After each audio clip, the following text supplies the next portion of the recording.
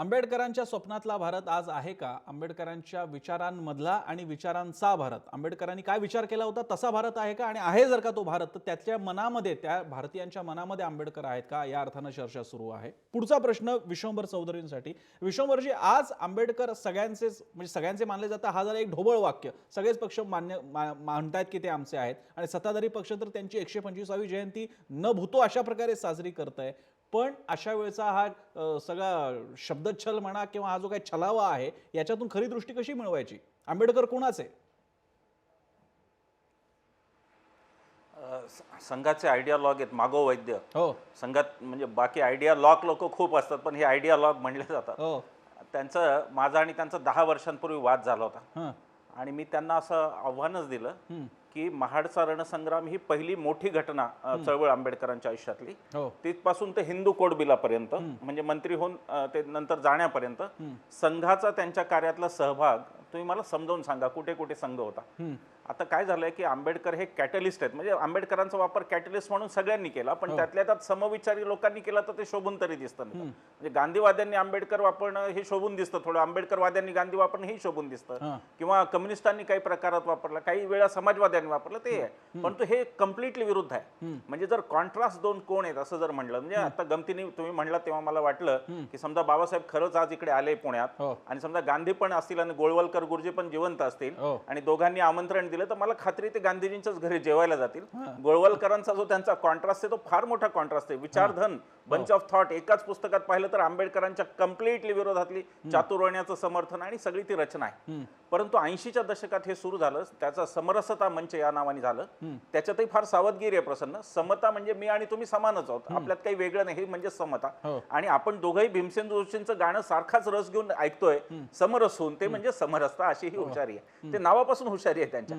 परंतु संघाच्या हे लक्षात आलं, संघ त्या बाबतीत फारच पटाईत अशी एक संघटना आहे. गांधींचा पण त्यांनी मध्ये संघाचा असा आहे की संघ कडीपत्त्यासारखा राष्ट्रीय नेत्यांना वापरतो, म्हणजे चव येण्यापुरतं तो त्या वर्णात किंवा काय असेल त्याच्यात टाकतो, जेवायच्या वेळेला तो बाहेर काढून ठेवतो. जसं नरके सर म्हणले की आचरणाच्या वेळी त्यांना ते अलगद बाजूला काढून ठेवतो. त्यांनी नेहरू सोडून सगळे पवित्र करून घेतलेले आहेत बघा गांधींपासून. गांधी सुद्धा प्रातस्मरणीय आहेत त्यांच्यासाठी. तर त्यातला जो रेलेव्हंट पोर्शन असतो, जो, आणि त्यांचं काय निगेटिव्हिटीवर चालतं, म्हणजे बाबासाहेबांचं संघाचं काय कॉमन, तर काही कॉमन नाही. पण कधीतरी बाबासाहेबांचे गांधीजींचे मतभेद होते, पुणे कराराच्या वेळेला होते, वगैरे वगैरे. म्हणून मग गांधीजींचे शत्रू म्हणून बाबासाहेब जास्त आपले, असं ती रणनीती असते. त्याच्यात आंबेडकरांच्या आरक्षण धोरणावर यांचं काय म्हणणं आहे ते आता वेळोवेळी सरसंघ चालक आणि सगळीच मंडळी बोलतात. आंबेडकरांच्या एकाही तत्वाशी न जुळणारी, 100% न जुळणारी संघटना म्हणजे राष्ट्रीय स्वयंसेवक संघ आहे. आणि आज ते आंबेडकरांवर कब्जा करू पाहतात. ही गोष्ट मला असं वाटतं की मी याच्याकडे वेगळ्या दृष्टीने पाहतो. बऱ्याच वेळा लोकांना वाटतं की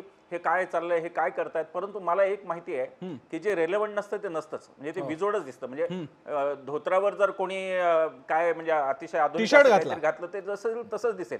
ऍक्च्युली होतं काय की त्याच्यातून, म्हणजे गांधी पण आमचेच वगैरे मांडण्यातून त्यांचं स्वतःचं स्वरूप असं होतं की त्यांच्या डोक्यावर गांधी टोपी आणि खाली खाकी चड्डी, असं त्यांचं स्वरूप होतं. म्हणजे ती संघटनाच स्वतःला इतकी काहीतरी म्हणजे त्याच्या एकूण विकृतीकरणच स्वतःचं एक प्रकारे करून घेत असते असं मला वाटतं. माझं अजूनही आव्हान आहे, संघाच्या कोणी माणसाने मला बाबासाहेबांचा संघाशी रेलेव्हन्स किंवा संघाचा बाबासाहेबांशी, संघाचं त्यांच्या आयुष्यातल्या वेगवेगळ्या टप्प्यांवर, असे अनेक टप्पे इतिहासात की जिथे गांधी आणि आंबेडकर संघर्ष झाले, पटेल आणि आंबेडकर संघर्ष पण झाले, परंतु धागा एक होता, कुठेतरी कॉमन होता. आजच मी एक नेहरूंचं पत्र वाचत होतो. नेहरूंनी बाबासाहेबांनी लखनौमध्ये शेड्यूल कास्ट फेडरेशन मध्ये केलेल्या भाषणाबद्दल त्यांना विचारलं की तुम्ही असं म्हणालात की काँग्रेस आणि नेहरू आणि पटेल ह्या दोघांची काँग्रेस आहे आणि ती बुडाली तरी चालेल, तर यावर तुमचं काय? त्याच्यावर सुंदर पत्र बाबासाहेबांनी त्यांना लिहिलं. बाबासाहेबांनी सगळी स्वतःची भूमिका समजावली आणि हेही ठणकावून सांगितलं की कॅबिनेटमध्ये मी आहे, कॅबिनेटचा मंत्री असा बाहेर बोलत नसतो, हे मलाही माहिती आहे, आणि आजच्या कॅबिनेट मधला मी असा सगळ्यात समजदार मंत्री आहे जो कमीत कमी सरकारबद्दल बोलतो.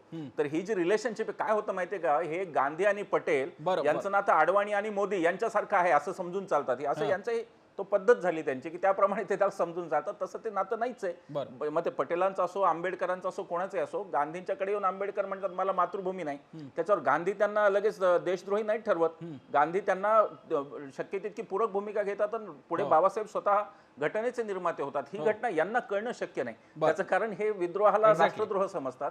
आणि राष्ट्रद्रोह का, तर राष्ट्र म्हणतो म्हणजे आम्ही जे म्हणतो ते राष्ट्र, आम्ही जे म्हणतो ती राष्ट्राची कल्पना, आणि आम्ही जे म्हणतो तीच संस्कृती, या त्यांच्या सगळ्या डायव्हर्सिटीला नाकारण्याच्या गोष्टीमुळे, विविधताच नाकारण्याच्या गोष्टीमुळे संघ आणि बाबासाहेब हे कधी रेलेव्हंट होऊ शकत नाही. हे आपण अनेकदा त्यांना सांगितलं पाहिजे असं मला वाटतं. मी विश्वंभर चौधरींचीच लाईन घेऊन थोडासा वेगळा मुद्दा बाळासाहेबांकडे घेऊन जातो. बाळासाहेब, आज एक दिल्लीमध्ये मोठं आंदोलन झालं आणि डाव्या विचारांशी साधर्म्य असणाऱ्या अशा संघटनांकडे आता बाबासाहेबांचं नाव घेतलं जात आहे. दुसरीकडे बसपासारखा मोठा राजकीय पक्ष उत्तर प्रदेशातला आहे, तो तर बाबासाहेबांवरती हत्तीचं चिन्हच त्यांच्याकडे आहे. तिसरीकडे इथल्या काही जातीय संघटना सुद्धा आहेत, त्या सुद्धा आम्ही बाबासाहेबांच्या विचारावरती आहोत असं म्हणत जातीय संघटन करतायत. बाबासाहेब कुणाचे, आणि समजा ज्याला कोणाला म्हणायचं असेल की बाबासाहेब माझे किंवा आमचे आहेत, तर त्यासाठी निकष काय आहेत? तुम्हाला बाबासाहेबांचं या दृष्टीने विचारांचं असणं या बाबतीत काय म्हणाल? मी एकाच शब्दात त्याच्यामध्ये म्हणतो की बाबासाहेब हे मानवतावादी होते, ह्युमॅनिस्ट होते. हो. आता या सगळ्या संघटना ह्युमॅनिस्ट आहेत का, असं जर असं त्याचं उत्तर घेतलं तर मी असं म्हणेन की डाव्याने आतापर्यंत सगळ्या अर्थव्यवस्थेच्या प्रश्नावरती त्यांनी असं आंदोलन चालवलं. हो. त्यांना असं वाटत होतं की ह्युमॅनिस्ट भूमिका घेण्याची गरज नाही, ती ऑटोमॅटिकली येत राहील. परंतु ज्यावेळेस मानवतावादच या देशामध्ये चॅलेंज व्हायला लागला, त्यावेळेस आता सगळ्यांना गरज वाटायला लागली की आम्ही बाबासाहेबांबरोबर आहोत, म्हणजे आम्ही मानवतावादी आहोत, असं त्यांना असं आता सांगण्याची वेळ प्रत्येक संघटनाला त्या ठिकाणी आलेली आहे. आणि म्हणून त्याच्यामध्ये राजकीय पक्ष सुद्धा आहेत, त्याच्यामध्ये जातीय संघटना ह्या सुद्धा आहेत, काही NGO आहेत त्या सुद्धा त्याच्यामध्ये आहेत. मी एवढंच फक्त असं नमूद करतो या ठिकाणी की ज्या गोष्टी सहजपणे स्वीकारल्या जात होत्या या देशामध्ये, म्हणजे सामाजिक बदल हा ओव्हरनाईट बदल असतो असं मी कधीच मानलेलं नाही. बरं. सामाजिक बदल हा असणारा पिढ्यानपिढ्या त्या ठिकाणी बदलत जात असतो. एक पिढी एवढी बदलते, दुसरी पिढी त्याच्या पुढे जाऊन बदलते, तिसरी पिढी मग कम्प्लीट बदलून जाते, अशी असणारी परिस्थिती आहे. आजच्या ह्याच्यामध्ये मी असं म्हणतोय की जी नवीन पिढी आहे, ती नवीन पिढी बऱ्याच मोठ्या प्रमाणात स्वतःला सरळ बदललेली आहे असं आपल्याला दिसतंय. बरं. आणि त्याला ज्यावेळेस लक्षात येतंय की माझी बेसिक गोष्टी आता धोक्यात यायला लागलेल्या आहेत, त्यावेळेस आता होड लागलेली आहे. मी असं म्हणेन की आम्ही हे सगळे मानवतावादी आहोत, आम्ही इथल्या असणारा भाईचारावादी आहोत, आम्ही इथल्या असणारे समतावादी आहोत, आम्हाला इथला असणारं लोकशाही पाहिजे, अशा वेगवेगळ्या संघटना. मग त्याच्यामध्ये राजकीय पक्ष मी जसं म्हणालो तसं जातीय संघटना सुद्धा त्या ठिकाणी सहभागी आहेत या ह्याच्यामध्ये. फक्त आंबेडकरांच्या बाबासाहेबांच्या नावाने ज्या राजकीय संघटना आहेत की ज्यांनी फक्त पॉलिटिकल सत्ता स्वतःच ध्येय म्हणून मानलेलं आहे, बरं, अशाच संघटना फक्त असणारं त्यांच्या विरोधामध्ये ह्या आपल्याला दिसतात आहेत. आणि अक्रॉस पॉलिटिकल लाईन फक्त सत्तेसाठी, मग आपला विरोधक जरी असला तरी त्याच्याशी हातमिळवणी करण्याचा प्रयत्न त्यात, या संघटनांमध्ये आपल्याला असणारा फरक करणं हा त्याच्यातला गरजेचा आहे. एक भाग असं मी मानतोय. दुसरा भाग त्याच्यामधला असणारा, आपण असणारं म्हटलं की मी मगाशी म्हणालो की मला असणारं ध्रुवीकरण होताना दिसतंय. बरं. म्हणजे चांगलं की वाईट हे मी आता नाही सांगत. बरं. परंतु एका बाजूला लोकशाही आहे आणि दुसऱ्या बाजूला हुकुमशाही आहे. या दोन पैकी आम्ही असं लोकशाहीवादी आहोत अशा संघटनांचं आपल्याला एक ध्रुवीकरण होताना दिसतंय, किंवा मग त्या जातीचे राजकीय पक्ष असतील त्यांचा असणारा उठाव आपल्याला दिसतोय. पण सायमल्टेनियसली धर्म आणि जात याचा सुद्धा उजागर झाला पाहिजे म्हणून काही संघटना इथल्या असणाऱ्या प्रचाराला लागलेल्या आहेत, किंवा त्यांचंही असणारं प्रदर्शन व्हायला लागलेलं आहे. त्याच्यामुळे पहिल्यांदा मी असणारा बघतोय की या देशामध्ये आयडिओलॉजिकली या ठिकाणी किंवा वैचारिक आपण असं म्हणू की भूमिकेमध्ये मी ह्या बाजूचा की मी त्या, म्हणजे बुशच्या भाषेमध्ये बोलायचं झालं तर if you are with us then you are against terrorist, if you are not with us then you are terrorist, अशी त्याची जी भाषा होती तीच भाषा माझ्या अंदाजानं भारतामध्ये आता पुन्हा लोकशाही आणि हुकुमशाही या दोन गोष्टींमध्ये यायला लागली आहे. एका दृष्टीने मी याचं असणारं स्वागत करतोय. याचं कारण की ही जसं ध्रुवीकरण होईल तसं ह्या देशातली असणारी जात आणि धर्म या दोघांचं महत्त्व कमी म्हणजे सामाजिक दृष्टिकोनातून कमी होत ते व्यक्तिगत पातळीवरती आज जे सामाजिक पातळीवरती आपल्याला दिसतंय कदाचित ते व्यक्तिगत पातळीवरती मर्यादित होऊ शकतं आणि ते या समाज व्यवस्थेला चांगलं आहे असं मी त्या ठिकाणी मानतोय. आणि म्हणून या ध्रुवीकरणाची चर्चा जेवढी होईल तेवढी अधिक चांगलं आहे असं मी त्या ठिकाणी मी मानतोय. बरं नरके सर, या हा एकीकडे ध्रुवीकरणाबद्दल ते म्हणतात जी चर्चा सध्या इथे चालू आहे त्या अर्थानं देशभक्त आणि देशद्रोही, या वातावरणामध्ये एक मोठा वर्ग असा आहे, म्हणजे खास करून इथल्या भारतामध्ये एक मोठा बहुसंख्य समाज हा हिंदू समाज आहे आणि तो एका निवडणुकीच्या काळामध्ये पूर्ण एका विचाराकडे लंबक झुकला होता. पण काय तो पुन्हा आपल्याला ज्या पुरोगामी विचारधारांची लाईन आहे तिथे जाऊ शकतो का? आंबेडकरांच्या विचारांचा भारत असा आपला चर्चेचा पहिला विषय आहे, त्या ठिकाणी तो वळू शकतो का? कारण ज्या लिबरलायझेशनची भाषा आज इकडचे राजकीय पक्ष करतायत आणि अच्छेदींची भाषा करतायत, ते चांगल्या अर्थाने अच्छेदींचा विचार पहिल्यांदा त्यांनी तेव्हाच मांडला होता. मग आपण पुन्हा तिकडे हा लंबक झुकवू शकतो का दुसरीकडे? मला असं वाटतं प्रसन्न, आपण महाराष्ट्राचा जरी विचार केला तरी आपल्या हे लक्षात येतं की साधारणपणे ज्याला वैचारिक स्कूल्स किंवा वैचारिक छावण्या आपण म्हणू, त्याच्यामध्ये एक आपल्याला असं दिसतं स्पष्टपणाने की चिपळूणकरांपासून सुरू झालेली आणि लोकमान्य टिळकांनी पुढे विकसित केलेली ही एक विचार छावणी आहे. दुसऱ्या बाजूला आगरकरांनी सुरू केलेली, रानड्यांनी विकसित केलेली अशा प्रकारची एक वैचारिक छावणी आणि फुले आंबेडकरांची एक वैचारिक छावणी आहे. आता दिसतं असं की इथे प्रतिगाम्यांचं एक कायमचं सूत्र काय असतं, पहिल्यांदा इथल्या पुरोगामी विचारावर एक तर त्याच्याकडे दुर्लक्ष करायचं, पूर्णपणे अदखलपात्र ते ठेवायचं, पण तरीही ते वाढत राहिलं तर मग त्याच्यावर हल्ला करायचा, सगळ्या अंगांनी विरोध करायचा. मग ते प्रेतयात्रा काढणं असेल, त्यांना मारेकरी पाठवणं असेल, सर्व प्रकार दाभोलकर पानसरेंसारखं मारून टाकणं असेल. आणि तिसऱ्या पातळीवर मग त्याचा तिसरा टप्पा सुरू होतो तो इथे की तरीही ते थांबलं नाही काम आणि वाढत राहिलं, त्याला लोकप्रियता मिळत गेली, तर मग त्याचं अपहरण करायचं. आम्ही त्याच विचाराचे आहोत, आमचे हेच विचार आहेत आणि हे एकच आहेत वगैरे म्हणून त्याचे लगेच फायदे घ्यायला पण सुरुवात करायची. मला असं वाटतं की याचं हे सगळं स्वरूप आपल्याला कळलेलं असल्यामुळे बाबासाहेबांच्या स्वप्नातला भारत याचा अर्थ ज्या बाजूने बाबासाहेब भूमिका मांडतायत त्याच्यामध्ये समतेच्या विचारांवर उभा असलेला, सर्व पातळ्यांवर सर्वंकष समता असलेला,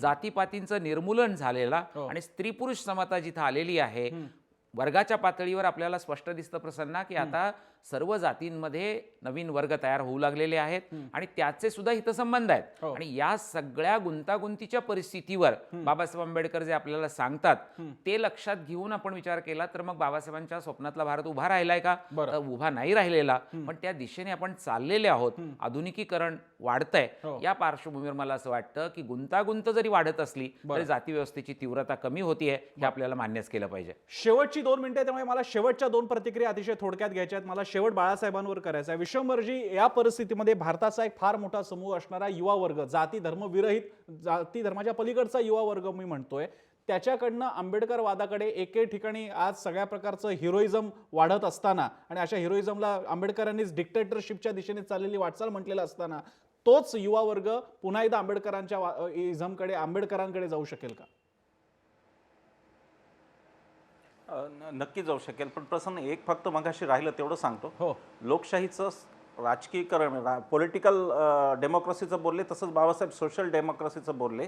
तो सोशल डेमोक्रेसीचा अर्थ काही आपला पुरा झालेला नाही, पण एका गोष्टीचा त्यांना नक्की आनंद वाटेल आणि तो आनंद असा असेल की लोकशाही टिकून धरण्यात we the people of India आपण यशस्वी राहिलो.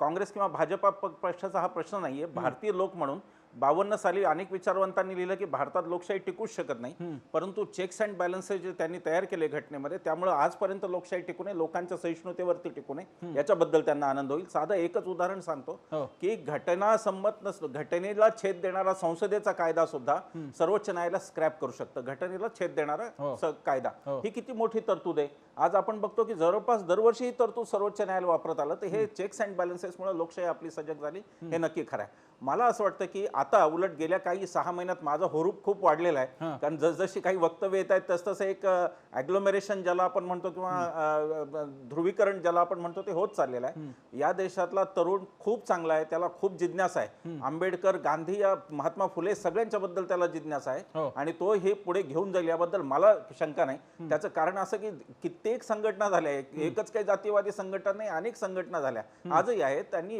अविरत हे प्रयत्न केलेले आहेत. परंतु या देशाचा जो गाभा, मुख्य प्रवाह हा सेक्युलर राहिला. त्याचंही पुन्हा कारण हे आमचे जे सगळे मोठे मोठे नेते होते हे त्याचं कारण होते की त्यांचा तो संस्कार त्यांनी रुजवलेला आहे. आणि त्यामुळे त्या संस्कारांच्या बळावर मला त्या संस्कारांवर विश्वास आहे. मला असं वाटतं की या पुढच्या काळात तरुण पिढी हे अधिक चांगल्या रीतीने घेऊन जाईल. उलट एकदा आता आमने सामने होतायच या निमित्ताने ते होऊन जाऊ दे अशी माझी भूमिका आहे. याच्यापासून आपण अजिबात खरं याला घाबरायला नको. कधीतरी एकदा सामना करायचा असेल तो आत्ताच करू, एवढीच माझी भूमिका आहे. बाळासाहेब, शेवटचा प्रश्न आपल्याला, असा संघर्ष जो विश्वंभर चौधरी मांडतायत तो सुरू झाला तर बाबासाहेब आंबेडकरांचं नाव घेणाऱ्या डाव्यांच्या मागे जनतेने जायचं, बाबासाहेबांचं नाव घेणाऱ्या काँग्रेसकडे जायचं? कारण तो तर दावा करतो की गांधी आंबेडकर आम्हाला सगळेच सारखे आहेत, की बाबासाहेबांच्याच विचारांचे पार्टी असणाऱ्या ज्यांना आंबेडकरी म्हणून पक्ष मांडले जातात अशा पक्षांबरोबर जायचं? लोकांनी जायचं तरी कुठे, नेतृत्व दुसरं स्वीकारायचं असेल तर?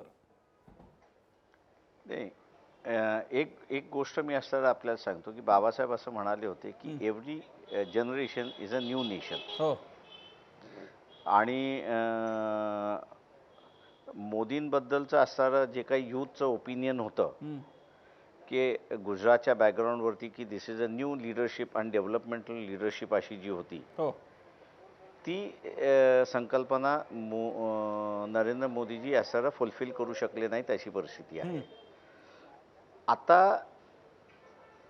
ही जी यंगर जनरेशन आहे त्यांनी असणारं त्यांचं फील्ड ठरवलेलं आहे की डेव्हलपमेंटल ओरिएंटेशन आम्हाला असणारं पाहिजे. आता या संकल्पनेमध्ये माझ्या अंदाजानं इथले असणारे पॉलिटिकल पार्टीज फिट इन कशा होतील हा त्याच्यातला इश्यू आहे. बरं. पण ह्या सगळ्या पॉलिटिकल पार्टीजनी नवीन लिडरशिप आल्याशिवाय ही संकल्पना पूर्ण होऊ शकत नाही हे आपण लक्षात घ्या. बरं. म्हणून मी असं म्हणतोय की आता रेजिम चेंजची गरज आहे. बरं. यंगर लिडरशिप ही असणारी पुढे आली पाहिजे आणि यंगर लिडरशिपनी त्यांच्या स्वतःच्या संकल्पना ज्या आहेत त्या संकल्पना मांडून त्यांनी इथलं असणारं राजकारण केलं पाहिजे. बरं. ते जर झालं नाही तर या पिढीमध्ये फ्रस्ट्रेशन यायला सुरुवात होईल. आणि हे फ्रस्ट्रेशन जर आलं तर मग ते जातीच्या नावाने येईल, धर्माच्या नावाने येईल, भाषेच्या नावाने येईल किंवा ते अजून कुठल्या तरी किंवा नॉर्थ साऊथ डिवाइडच्या निमित्ताने येईल. आणि हे जर आलं तर त्याला कंट्रोलिंग करणारे फोर्सेस आपल्याकडे नाहीत. आणि म्हणून बाबासाहेबांनी असं वॉर्निंग दिलं होतं की ज्या डायव्हर्सिव्ह फोर्सेस आहेत या डायव्हर्सिव्ह फोर्सेसना कधीही उजागर करू नका, राजकारणाचा बेस करू नका. त्यांना ज्या दिवशी तुम्ही बेस कराल त्या दिवशी हा डोलारा संपल्याशिवाय राहणार नाही. अर्थात.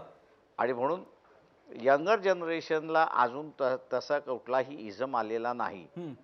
आणि म्हणून मला असं वाटतं की पॉलिटिकल पार्टीची ही आता रिस्पॉन्सिबिलिटी आहे की त्यांनी यंगर जनरेशनला पुढे आणावं. त्याच्यामुळे सत्ता कोणाची, कुठल्या ह्या संघटनेची की त्या संघटनेची, याच्यापेक्षा मी असं म्हणेन की यंगर जनरेशनच्या हातामधली सत्ता ही आज काळाची गरज आहे असं मी त्या ठिकाणी मानतोय. प्रसन्न, एकच वाक्य. बाबासाहेबांनी स्पष्टपणाने सांगितलं होतं आम्हाला जातीचं बहुमत नको, आम्हाला विचारांचं बहुमत हवं. मला असं वाटतं की हे फार बोलकं आहे.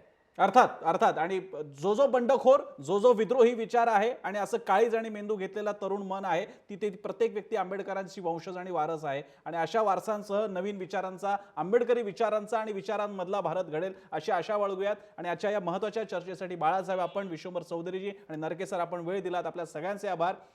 उद्याच्या 125व्या जयंतीच्या पूर्वसंध्येला झालेल्या कार्यक्रमाला आपण आंबेडकरांच्या स्मृतींना अभिवादन करून इथे थांबूयात. मात्र थांबताना लोकांचं काय मत होतं ते सुद्धा आपण जाणून घेऊयात. आपण लोकांनाही प्रश्न विचारला होता की काय वाटतं तुम्हाला, आंबेडकरांच्या स्वप्नातला हा भारत आहे का? आणि ज्यावेळी आम्ही हा प्रश्न विचारला त्याला लोकांचा प्रतिसाद कसा आलाय आपण बघूयात स्क्रीनवरती. लोकांनी कसा प्रतिसाद दिलेला आहे. 88% लोकांना वाटतंय की आंबेडकरांच्या स्वप्नातला हा भारत नाहीये. त्यामुळे ज्यांना वाटतंय की आमच्या बाजूचे लोक आहेत आणि आता पुढची 25 वर्ष आमची सत्ता असणार आहे त्यांच्यासाठीचा हा कौल आहे, असं वाटत नाही आम्हाला. आंबेडकरी विचारांचा हा भारत नाही, विचारांमधला सुद्धा भारत नाही. आजचे दिन तर खूपच लांब राहिले. याच संदेशासह कार्यक्रमात थांबूयात. पाहत राहा जय महाराष्ट्र.